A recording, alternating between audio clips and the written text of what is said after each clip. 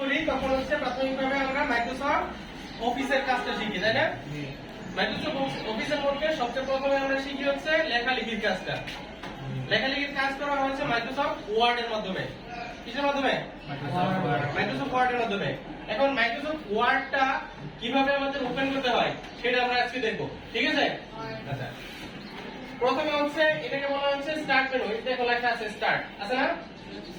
এখানে স্টার্ট মেনুতে ক্লিক করতে হবে, ঠিক আছে? ক্লিক করার পরে আমাদের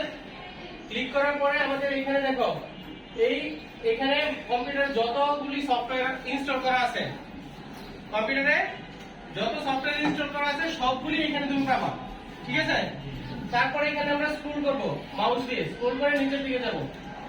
আমাদের বুঝতে হবে কি মাইক্রোসফট ওয়ার্ড। আমরা ওয়ার্ডে লেখালেখির কাজ করব, তাই না? নিচের দিকে যাও, নিচের দিকে যাও। এই দেখো ওয়ার্ড নামে একটা সফটওয়্যার আছে এখানে, আছে না? অ্যাপ্লিকেশন, এটাতে ক্লিক করব।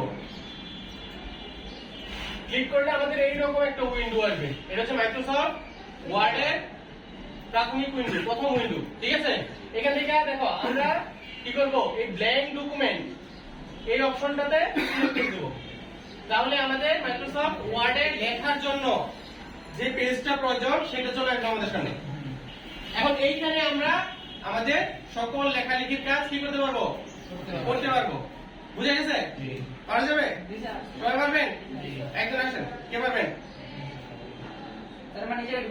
হ্যাঁ, এই জায়গায় ঢুকে লিখতে হবে, মানে এই পর্যন্ত আসতে হবে। পারবেন? পারবেন? আসেন, একজন আসেন, নাই আসেন, আমি ক্লোজ করে দিচ্ছি। দেন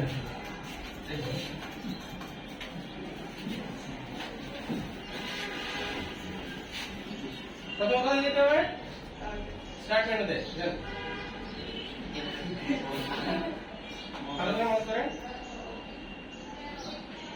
ক্লিক করেন, নিচে দিকে খুঁজেন ওয়ার্ড কোথায় আছে খুঁজেন, হ্যাঁ স্ক্রল করেন, আরো নিচে যাও, আরো স্ক্রল করো, স্ক্রল স্ক্রল স্ক্রল, নিচে নিচে আর নিচে আর নিচে যাও, যে ওয়ার্ড আছে, হ্যাঁ ক্লিক করো ওয়ার্ড।